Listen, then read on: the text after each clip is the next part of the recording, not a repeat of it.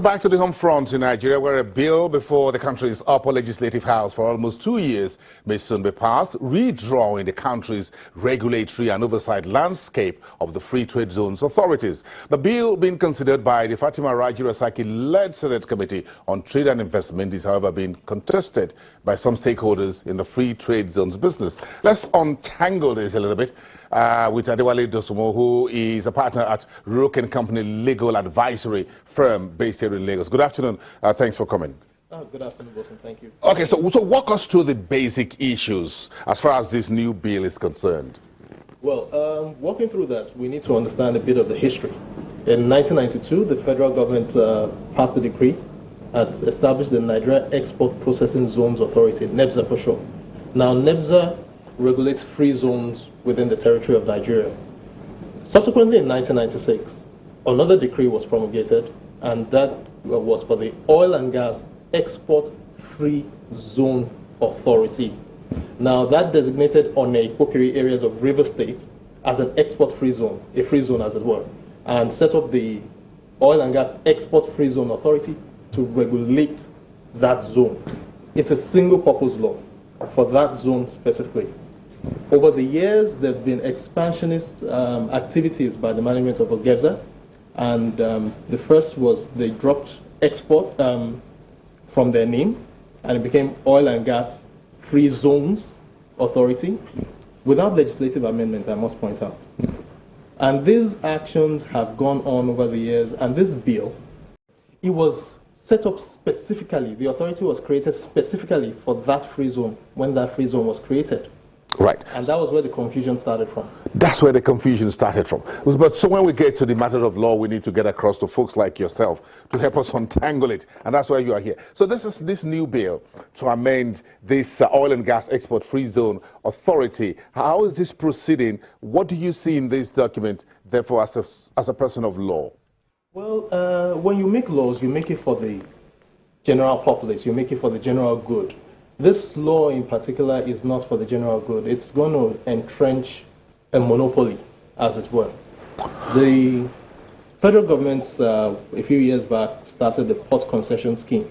So you have ports being concessioned to different investors. There was a lot of noise about this. The previous administrations under President Obasanjo, Vice President Atiku, they spent a lot of time bringing investors into the country to revamp the nation's ports. Now with this bill, you're beginning to shut out the concessionaires, for example.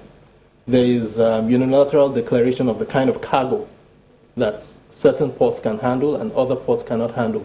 Do not forget that there are existing contracts in place with the federal government which have a time frame and have already specified all the activities that these concessionaires can get into.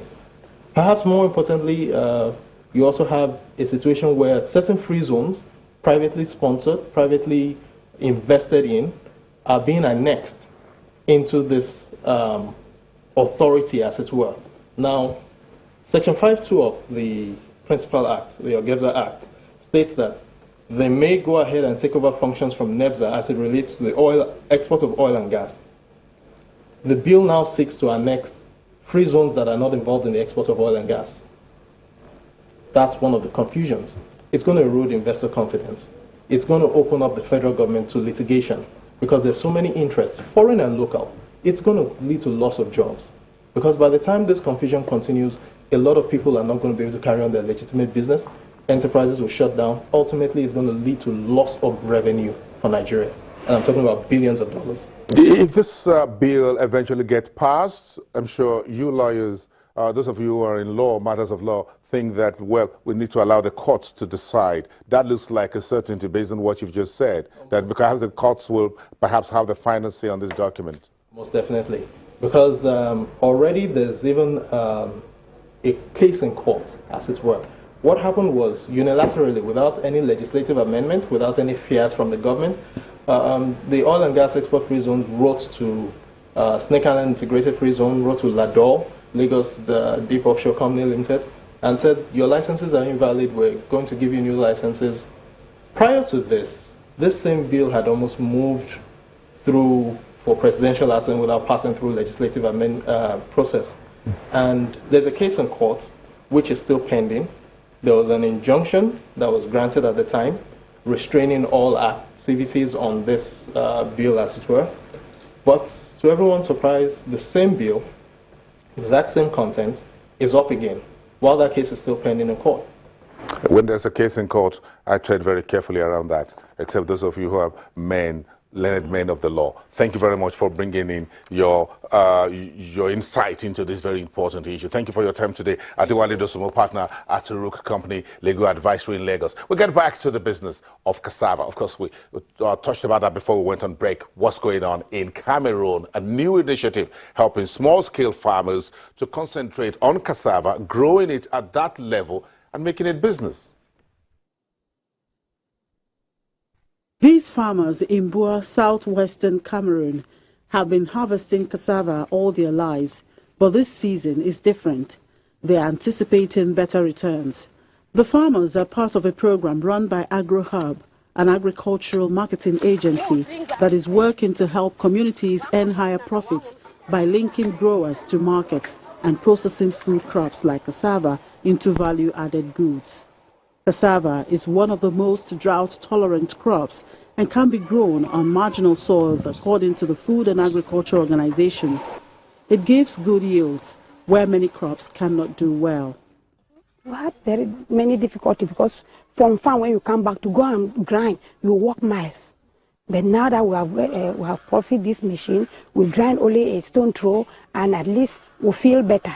We are feeling fine because the machine is really doing very great things in the life of women. Cassava has over 300 derivative products, and besides being consumed as food, it is also used in construction and in the textile industry. It is also rich in vitamin C and manganese and is a major source of carbohydrates. Most farmers do cassava not as a crop for the market. They try to do it for their homes.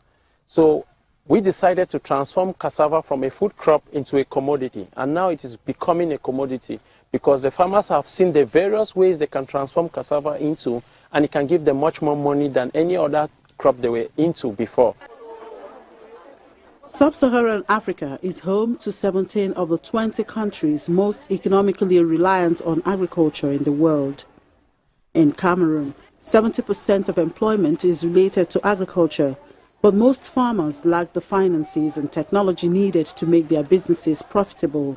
In the late 70s and early 80s, there was a program called the Green Revolution. Everybody was doing good at agriculture in Cameroon.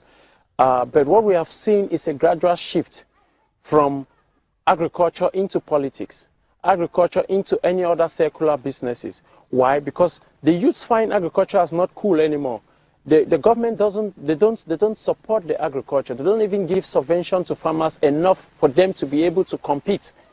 Economists say programs like AgroHub that find ways to create added value to crops grown primarily for household consumption could be revolutionary in lifting Africa's small-scale farmers out of poverty. Interesting cassava business. Last you saw it there in many parts of the African continent, doing the old-fashioned, traditional way. Thanks for watching, everyone, wherever you are on the planet. This is Channels Television, Nigeria's news leader. I am Bosin Amafa. I am signing off at this time. See you again.